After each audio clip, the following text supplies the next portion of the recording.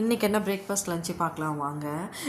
இட்லி மாவு வந்து எப்பயுமே வந்து ஆட்டின உடனே ஃப்ரெஷ்ஷாக ஒரு 2-3 நாளைக்கு நல்லா வரும். இட்லி ஹார்டாக வராமல், அதனால் ஒரே இட்லி தான் இருக்கும்னு வச்சுக்கோங்களேன். அப்புறமா தோசையாக தான் வரும். இட்லிக்கு என்ன பார்த்தீங்கன்னா கருவாடு தொக்குங்க, சூப்பராக இருந்தது.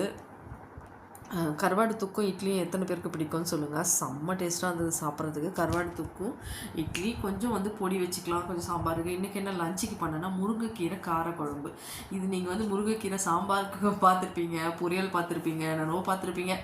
முருங்கைக்கீரை காரக்குழம்பு வச்சு பாருங்கள், செம்ம டேஸ்ட்டாக இருக்கும் சாப்பிட்றதுக்கு. அதுவும் லெமன் பிக்கிள், சிட்ரான், இந்த மாதிரி அந்த மாதிரி பிக்கிள் கூடலாம் ரொம்ப நல்லாயிருக்கும். கேரட் பொரியல், முருங்கைக்கீரை காரக்குழம்பு, ஆப்பிள் அண்ட் மோர். இன்றைக்கி லஞ்சுக்கு இது தான் பேக் பண்ணது. முட்டை இல்லை, அதனால் ஆப்பிள் கொடுத்துட்டேன். முட்டை இருந்திருந்தால் 2 முட்டை வச்சுருந்துருப்பேன். இன்றைக்கி இதுதாங்க லஞ்சு.